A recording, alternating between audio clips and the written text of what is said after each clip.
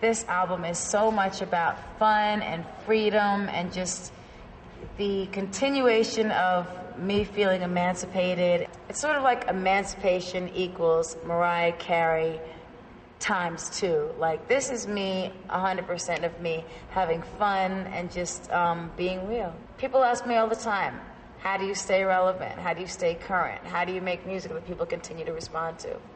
You just keep being real, keep being you. Stay true to who you were from the beginning. This is so amazing to just feel like how fast Touch My Body is exploding all around the world. I'm just so thankful because it's a song that I love so much. And a song that really, you know, does express my personality. I feel like you hear that song, you watch a video, you get a little bit of a glimpse into who I am as a person. I feel so close to that song that most of my really close friends, that's their favorite song, because it's fun, and it's cute, and it's not like taking itself too seriously. You know what I mean? It's just like, you know, the Touch My Body part is the sexy part, and it is what it is, but I love the humor in the song. When Brett Ratner said that he was going to do this video with me, there's a writer's strike, and he had some time, and he was really feeling the record. The idea of Jack McBrayer came up, and I was like, that's amazing, because he is hilarious. So the concept of the video is basically like he comes over as CompuNerd to help me fix my computer, and then he goes into Fantasyland, and I'm right there with him.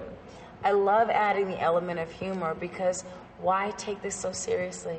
They're videos.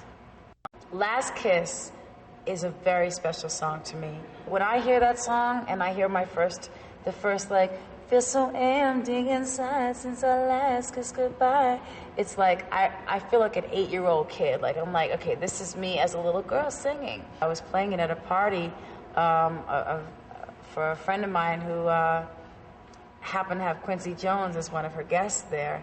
And we were all listening to the songs, and then Quincy asked me to rewind that song and play it over again. And I said, well, he is Quincy Jones, Thriller and Off the Wall. And if he's asking me to play a song over, I should pretty much take that as a humongous compliment. And I did, and it makes me really happy because that's my favorite song. When I did that chick with Stargate, I was so excited to be in the room with Stargate because L.A. Reid had said he really wanted me to get in the room with them, and I am a fan of their work. And they were such cool guys, such really talented, truly good people. It's sort of that song you want to listen to as a girl. You know, you want to look at yourself in the mirror and go, I'm that chick you like. It's like preparation for a night out of feeling fly. Sometimes when I'm writing a song like Bye Bye, it does come from such a raw place that I'm like, I'm actually crying while writing it or thinking about it. But sometimes I will hear it and go, I feel like this is going to touch a lot of people. And that's why it's important that no matter what's ever happened to me throughout my career, that I stay the course and continue to write and try and reach people who need it, because I know that I'm one of those people. And when someone does that and they write something that touches me, I'm like indebted to them forever.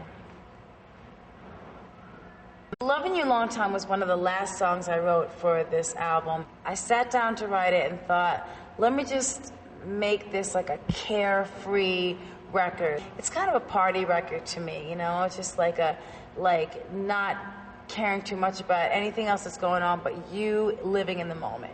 Cruise Control was the second trip I took to Atlanta to work with Jermaine. What it really means is, because it goes, might need to go slow, I don't know why he's up on the brake every time I see his face. Basically, you need to slow down, because every time you're around this guy, you're going a little too fast, because he's the wrong type of guy for you to be with. But you know that, but you don't know how to handle it. So it was cool to kind of co-write that with JD and with Chris Style, because, you know, it's coming from a woman's point of view and also coming from JD's point of view of making the track really hot. For the record, the song is one of my favorite songs on this album. It's one of those songs that the people who really are fans of mine or who really know my music really well tend to gravitate towards, because it's not only is it like kind of a real life story, but I've used like a lot of my own songs in the bridge to tell the story. Towards the outro I say, you know, for the record, you'll always be a part of me no matter what you do. That's always my baby. And we kind of go through, you know, can't nobody say I didn't give my all to you. You know, the real fans who listen and then hear I told you underneath the stars, they'll know that's for them. I'm really happy that people are feeling the song.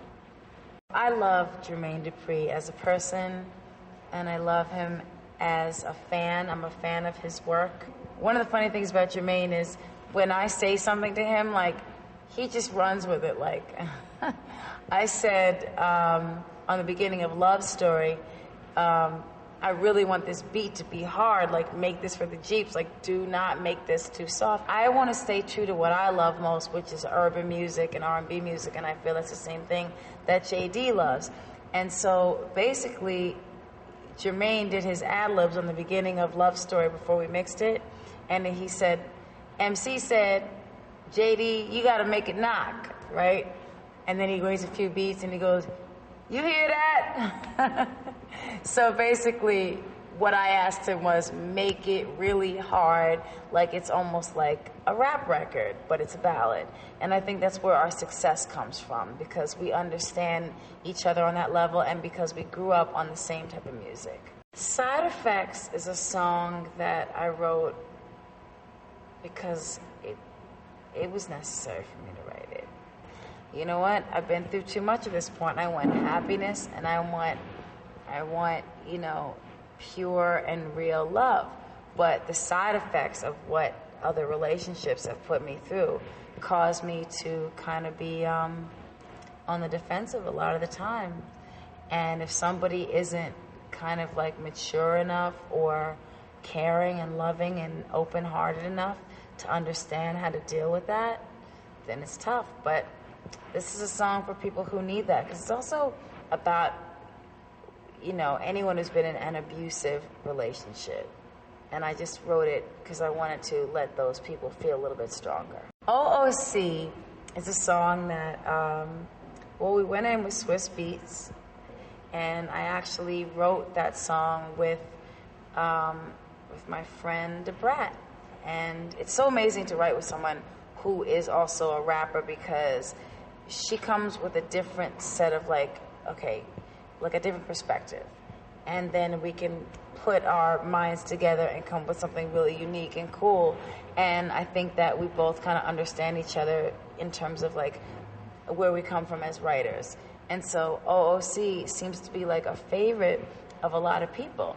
And that surprised me, because that night when we left the studio, I was like, I don't know how Swiss feels about it, I don't know, whatever, but I really like it. Thanks for Nothing was the first ballad I wrote for this album. This song is going to resonate with people who are really going through like a bleak moment in their relationship, where it's like, yeah, it's fantastic, thanks for nothing. Like, you know what that is. I mean, I'm being very sarcastic. It's a sarcastic moment in the land of MariahCarey songs. People listen to the song and Jermaine says in the beginning, this is for all the women who are sick and tired of getting played. I mean, he knows it. That's what it is. I Wish You Well is in the tradition of songs like, I would say Outside, I Am Free. These are all album cuts from different albums that, unless people are really fans, they won't know. But mainly I would say Vanishing from my first album, because it's just piano and vocal and backup vocals. Basically, it's about coming to a place within yourself where you, no matter what somebody does to you, you can forgive them. And even if you're a little bit bitter about it, you say your piece and you let it go.